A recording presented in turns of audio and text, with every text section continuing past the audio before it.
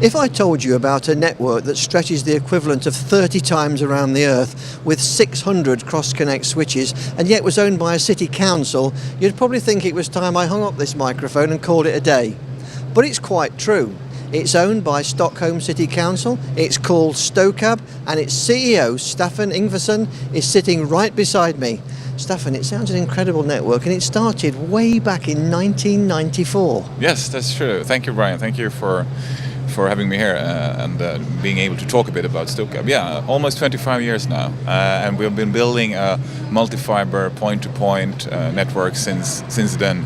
I think we've invested about 500 million euros for the last 24 years into the network, all on earnings and loans.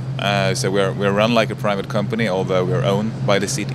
And what we do is to provide dark fiber for everybody who wants to lease it. And that's what we've been doing from the start, and that's what we are doing looking forward. So what does that enabled?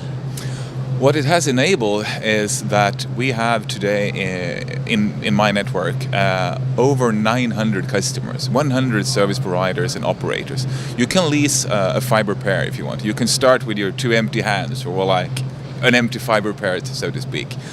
So we have a multitude of SMEs coming out in the Stockholm tech environment that uses this network. We have, of course, a fierce competition looking at the delivery to businesses and households. So we have very low prices. You can get, I think the lowest I've seen is you can get 1 gigabit synchron for as low as about 20 euros a month. Crikey. And I guess really what you've set up makes you ideally placed for things like 5G, IoT, all these things that are going to descend upon us. Well, we hope so. We have, I think, we have created a level playing field. We have created a market for the players that are there today, and what we aim to do is to bring that market also to the world of IoT and 5G. We have today 4 4G LTE players in Stockholm. Stockholm is not that big; it's about 1 million inhabitants.